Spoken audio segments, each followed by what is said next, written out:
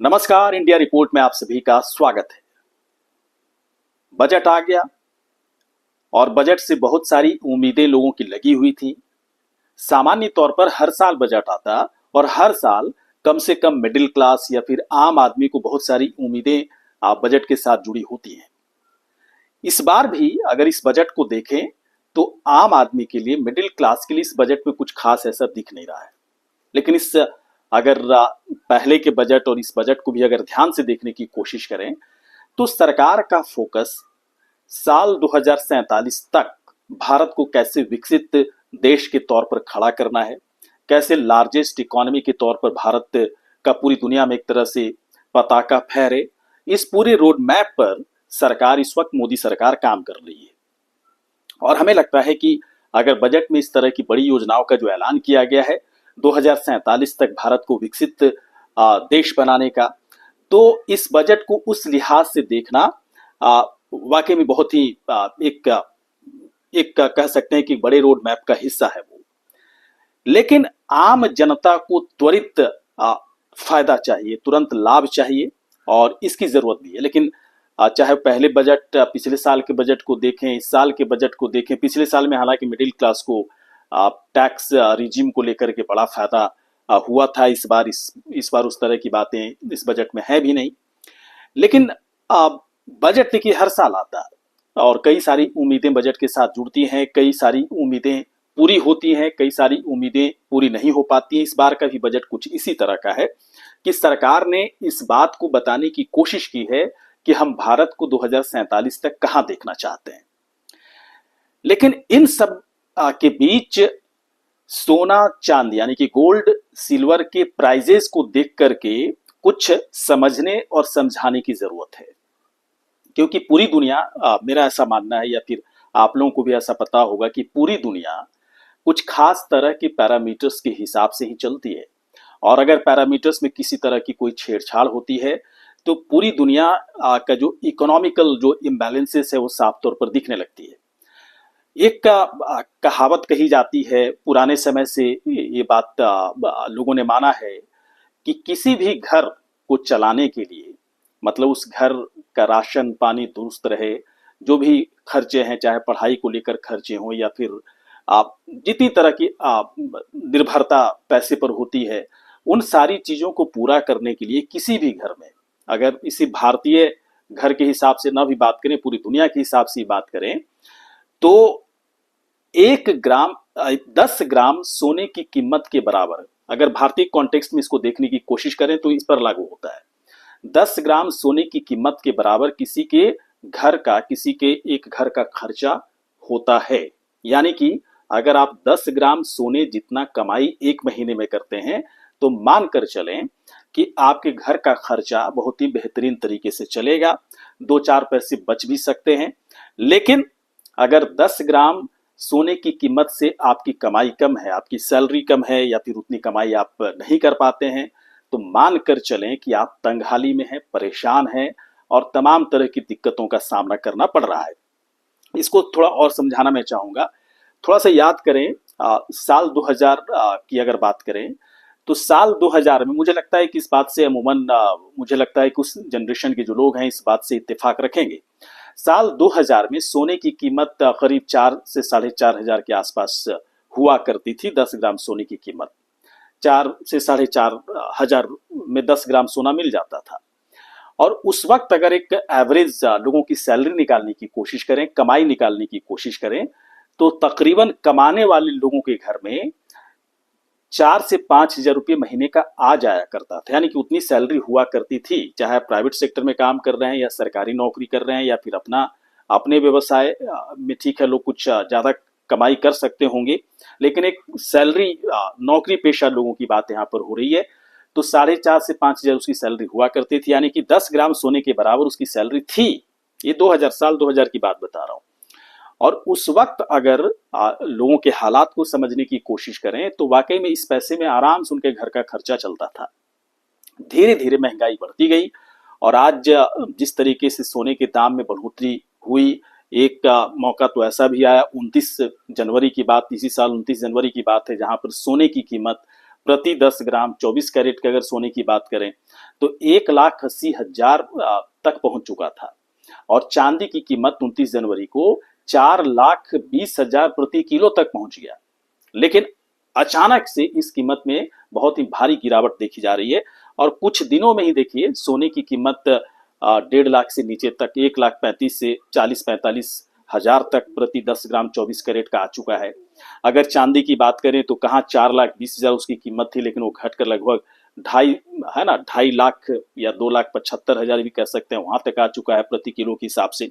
यानी कि कीमतें घट रही हैं और सवाल ये है कि कीमतें घटनी चाहिए या नहीं घटनी चाहिए। ये बहुत बड़ा सवाल है। कीमतें घटनी चाहिए या बढ़नी चाहिए? अलग अलग इसके तर्क हो सकते हैं कि नहीं बढ़नी चाहिए, बढ़ने से इकोनॉमी को बूस्टअप मिलेगा, लेकिन इसमें सोने चांदी की कीमतों को बढ़ने से इकोनॉमी को किसी तरह का कोई बूस्टअप नहीं मिलता, बल्कि आम आदमी जो मिडिल क्लास है, जो नौकरी पेशा करने वाले लोग हैं, जो कमाई करने वाले लोग हैं, उनकी हालत और दिनों दिन खराब होती जाती है। वो तंगहाली में जाते हैं, उनकी सैलरी पर इफेक्ट होता है, घर के खर्चे चलाने के लिए पैसे ज्यादा उनको देने होते हैं। ये तमाम ऐसी चीजें हैं जिसको समझने के लिए जरूरी है। जैसे 2000 का उदाहरण मैंने दिया कि जितनी 10 ग्राम सोने की कीमत थी तकरीबन उतना ही लोग पैसे सैलरी के तौर पर कमाते थे। लेकिन आज मैं थोड़ा सा एक डेटा भी आपको बताऊंगा कि आज जो है, अगर भारत में प्रति व्यक्ति अगर कमाई की बात करें, कमाई की अगर पूरे अगर 140 करोड़ आबादी के हिसाब से अगर बात करें, तो प्रति व्यक्ति आय जो है सैलरी के हिसाब से, इस चीज को समझना जरूरी है कि 140 करोड़ में जो नौकरी पेशा लोग हैं, जो कमाते हैं, प्राइवेट सेक्टर्स सब मिला जुला करके सरकारी नौकरी करने वाले, 19 से 20,000 रुपये प्रति महीने से ज्यादा उनकी कमाई नहीं है। प्रति व्यक्ति आय तो यही दिखता हुआ नजर आ रहा है। और अगर सरकारी नौकरी करने वाले लोगों की प्रति व्यक्ति के हिसाब से अगर बात करें, अगर महीने के हिसाब से, तो 39 से 40,000 रुपये प्रति महीने उनके ऊपर बैठती है। प्राइवेट सेक्टर में जो उच्च पदों पर जो आसीन लोग हैं, जो अच्छी नौकरी कर रहे हैं प्राइवेट सेक्टर में, उनकी सैलरी प्रति व्यक्ति थोड़ी सी ज्यादा, क्या मतलब ठीक ठाक मामला उनका बनता है, 75,000 80,000 से लेके 1 लाख महीने तक वो कमाते हैं। ये अच्छे पदों पर जो लोग बैठे हुए हैं प्राइवेट सेक्टर में, उनके बारे में बातचीत हो रही है। लेकिन अगर औसत अगर सभी व्यक्तियों को जोड़ दिया जाए तो 20,000 रुपये प्रति महीने ही सैलरी आती है। देखिए, औसत के तौर पर तो ऐसा लगता है कि बहुत ही कम है, और कहाँ सोने की कीमत 1,80,000 तक चला गया। ठीक है, अब घट रहा है, तो क्या ये पूरी तरह से जो पैरामीटर है पूरी तरह से अलग अलग दिख रहा है? यानी कि 10 ग्राम सोने की कमाई का जो पैरामीटर था वो पूरी तरह से बिगड़ चुका है। और ये जब बिगड़ चुका है तो पूरी तरह से एक मिडिल क्लास फैमिली के घर का जो परिचालन है, खर्चे, जो तमाम तरह की चीजें हैं, वो पूरी तरह से इम्बैलेंस हो चुका है। इसको आप समझ सकते हैं, शहर हो या गांव के इलाके में, जहां पर लोग जिनका कमाई का जरिया सैलरी है, उनके ऊपर इफेक्ट पड़ा है। इसलिए इस बात को जानना बेहद जरूरी है कि 10 ग्राम अगर सोने की कीमत इतना महंगा हो जाएगा, चांदी की कीमत इतनी महंगी हो जाएगी, तो मान कर चलें कि इससे सबसे ज्यादा इफेक्ट अगर कोई होगा तो वो है मिडिल क्लास, होगा तो वो है जो सैलरी कमा करके घर लाते हैं, नौकरी पेशा करने वाले लोग हैं, उनके ऊपर पड़ेगा, क्योंकि उनकी सैलरी कम है। जैसा कि मैंने आपको बताया अभी कि 10 ग्राम सोने की जितनी कीमत आज की तारीख में है, उस हिसाब से उनकी सैलरी बहुत कम है, सीधे आधे से भी बहुत कम पर आ चुका है। अगर मान भी लिया जाए कि किसी की सैलरी 50-60 हजार रुपये है, तो 50-60 हजार महीना कमाने वाला भी आज की तारीख में बहुत ही परेशान है, क्योंकि सोने की कीमत अभी अगर प्रेजेंट अगर भाव की बात करें तो 1,35,000 से 40,000 तक पहुंच चुका है। उस हिसाब से उस पैरामीटर में वो फिट नहीं बैठ रहा है, इसलिए सारी चीजों के लिए उसे ज्यादा दाम देना पड़ रहा है। यानी कि पूरी तरह से पैरामीटर जो था, जो कहा जाता था कि भारतीय परिवार में परिवार वही समृद्ध माना जाता था, या फिर ठीक ठाक था कि ठीक है, जितना पैसा आ रहा है उतना खर्च हो रहा है, किसी को कोई दिक्कत नहीं हो रही है। यानी कि 10 ग्राम सोने की कीमत के बराबर जो है पैसे घर में आ रहे हैं। लेकिन अब नहीं आ रहा है, अब नहीं आ रहा है, इसलिए मिडिल क्लास परेशान है। मिडिल क्लास को ज्यादा उम्मीदें बजट से बढ़ जाती है, और उनकी उम्मीदें बार बार टूटती भी हैं, क्योंकि इस बजट में या पहले के बजट में ऐसी कोई खास बातें नजर नहीं आई जिससे कि आम आदमी को एकदम से तुरंत बहुत बड़ा उसका फायदा मिल सके। अब इसमें ये मैं कहना चाह रहा हूं, जो मेरा कहना है कि क्या सोने और चांदी की कीमत कभी इसकी कीमतें कभी घट रही हैं, कभी बढ़ रही हैं? क्या इस पर चर्चा करनी चाहिए, या फिर इस पर चर्चा करनी चाहिए कि सोने की कीमत कितनी होनी चाहिए? मेरे समझ से आज का जो हमारी इकोनॉमी ठीक है बढ़ रही है, इकोनॉमी बढ़ रही है और इकोनॉमी बढ़नी भी चाहिए, लेकिन इकोनॉमी के हिसाब से लोगों की जो आर्थिक स्थिति है, उनके रहन सहन का जो स्टैंडर्ड है, उसमें किसी तरह का बदलाव नहीं होना चाहिए, उनका लेवल नीचे नहीं जाना चाहिए। लेकिन इकोनॉमी अगर बढ़ती जा रही है और मिडिल क्लास के रहने सहने का, खर्च करने का तरीका, उसके पैरामीटर में अगर गिरावट आ रही है, तो किसी भी देश के लिए इसे बेहतरीन नहीं कहा जाएगा। इसलिए मेरा ऐसा मानना है कि इस पर चर्चा ना करें कि सोने चांदी की कीमतें बढ़ेंगी या घटेंगी, बल्कि इस पर चर्चा होनी चाहिए कि सोने की कीमत कितनी होनी चाहिए। अगर एवरेज आज के हिसाब से अगर बात करें, तो प्रति 10 ग्राम सोने की कीमत 50 से 60 हजार रुपये ही होनी चाहिए। और कैसे होनी चाहिए, सरकार को क्या करना चाहिए? देखिए, बहुत सारी चीजें हैं, मुनाफाखोरी है, ट्रेड वॉर का चक्कर है, सेंट्रल बैंक जो तमाम देशों के हैं अधिक से अधिक खरीदारी करने की कोशिश कर रहे हैं, इस वजह से दाम में लगातार इजाफा होता जा रहा है। इसके बाद कई ऐसी वजह हैं जिसकी वजह से सोने और चांदी की कीमतों में बढ़ोतरी होती है। लेकिन अगर इन वजहों को इस तरीके से, इस नजरिए से अगर सॉर्ट आउट करने की कोशिश करें कि नहीं, तो सोने की कीमत हमें वहां पर ला करके खड़ा करना है जहां पर हम लोगों को उतनी सैलरी दे रहे हैं। अगर आप किसी नौकरी पेशा करने वाले लोगों को आज की तारीख में अगर 1.5 लाख रुपए से कम सैलरी दे रहे हैं, तो मान कर चलें कि आप उसे गरीबी में धकेल रहे हैं, क्योंकि सोने की कीमत 1.5 लाख के करीब है और 1.5 लाख अगर उसकी सैलरी नहीं है तो गरीब है आज की तारीख में, वो परेशान है, और परेशान इस हद तक है कि वो अपनी जरूरतें पूरी नहीं कर पा रहा है। इसलिए मेरा ऐसा मानना है कि सोने की कीमत आप प्रति परिवार जो है, भारत के प्रति परिवार है, उसकी कमाई के हिसाब से इसको बनाने की जरूरत है। यानी कि 10 ग्राम अगर सोने की कीमत 1.5 लाख है, तो या तो सैलरी 1.5 लाख कर दें, या फिर नहीं कर सकते हैं, इतनी चीजें हो नहीं सकती हैं, तो सोने का दाम सीधे कम करना होगा। यानी कि 50 से 60 हजार से ज्यादा 10 ग्राम सोने की कीमत, 24 कैरेट सोने की कीमत नहीं होनी चाहिए। यही स्टैंडर्ड है। अगर इस स्टैंडर्ड को, और चांदी भी 75 हजार से लेके 1 लाख प्रति किलो से ज्यादा नहीं होनी चाहिए।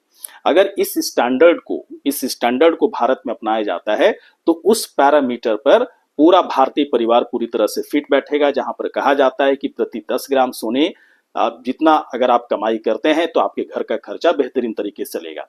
इस पैरामीटर को करना ही पड़ेगा। अगर सोने की कीमत प्रति 10 ग्राम सोने की कीमत अगर 2 लाख हो जाए, 3 लाख हो जाए, तो आपको सैलरी बढ़ानी पड़ेगी। मतलब उतनी सैलरी जो लोग कमा रहे हैं, उतनी सैलरी उनकी होनी चाहिए।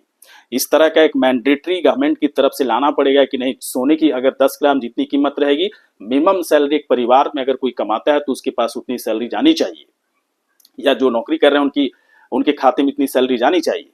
और अगर इतनी सैलरी नहीं दे सकते हैं, तो फिर सोने की कीमतों को कैसे घटाया जाए, कैसे कम किया जाए, इस बारे में तमाम तरह के जितने भी मेजरमेंट अपनाने की जरूरत है, तो अपनाना चाहिए।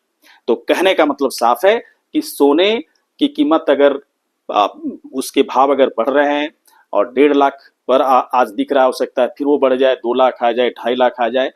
लेकिन ऐसा मेरा मानना है कि ये बढ़ाने का जो मेजरमेंट है, इस पर कुठाराघात करने की जरूरत है, क्योंकि सैलरी और सोने के 10 ग्राम कीमत में बहुत ज्यादा अंतर नहीं होना चाहिए। 100-200 रुपये का ही अंतर होना चाहिए, जबकि यहाँ पर लाखों का अंतर दिख रहा है। और यही सबसे बड़ी वजह है, मिडिल क्लास इस तरह से परेशान है, गरीब और गरीब होता जा रहा है। मिडिल क्लास के पास मजबूरियां बढ़ती जा रही हैं, कमाई उनकी है नहीं। और आप अंदाजा लगाइए कि जिसके पास जो नौकरी पेशा करने वाले लोग हैं, वो 10 ग्राम सोने की कीमत के बराबर भी अगर नहीं कमा पा रहे हैं, तो किस दर्द में जी रहे होंगे। ये बहुत बहुत बड़ा सवाल है, जिसके बारे में सरकार को सोचने की जरूरत है और कुछ बड़े मेजरमेंट अपनाने की जरूरत है। तो बजट से ज्यादा उम्मीद ना करें कि सोने चांदी की कीमतें बढ़ जाएगी, घट जाएगी, फिर खरीदेंगे और तमाम तरह की चीजें, बल्कि सोने की कीमत को एक सही पैरामीटर पर लाकर खड़ा करना होगा। और वो पैरामीटर क्या है कि अगर एक व्यक्ति की सैलरी 50 हजार रुपये प्रति महीने है, तो सोने के 10 ग्राम 24 कैरेट सोने के 24 कैरेट 10 ग्राम सोने की कीमत भी 50 हजार ही होनी चाहिए। 1-200 रुपया बढ़ जाए कोई दिक्कत नहीं है, अगर कम रहेगा तो ज्यादा अच्छा है, लोगों की बचत बढ़ेगी। तो आपको क्या लगता है कि जो हमारी तरफ जो बात की गई, देखिए मेरे समझ से तो इकोनॉमिकल अगर पूरे मेजरमेंट के हिसाब से देखें तो थोड़ी सी अलग तरह की चीजें थी, लेकिन इस पैरामीटर को शुरुआत से ही अपना करके जिसने भी रखा, आज उसके घर की हालत अच्छी है। जिसके घर में 10 ग्राम सोने के बराबर अगर सैलरी नहीं आती तो उसके घर की हालत खराब है, वो परेशान है। मिडिल क्लास ही सबसे ज्यादा इसमें परेशान होता है। आपको कैसा लगा ये जानकारी? अगर अच्छी लगी हो तो आप हमारे इस चैनल को तुरंत सब्सक्राइब करें। हमारे जो कंटेंट्स जो हमारी तरफ से दिए जाते हैं इसको आप शेयर कर सकते हैं, लाइक कर सकते हैं। साथ ही साथ कुछ कहना यदि आप चाहते हैं, कुछ अपनी बात इस पर कुछ कमेंट करना चाहते हैं तो कमेंट बॉक्स में जाकर अपनी राय भी रख सकते हैं। नमस्कार।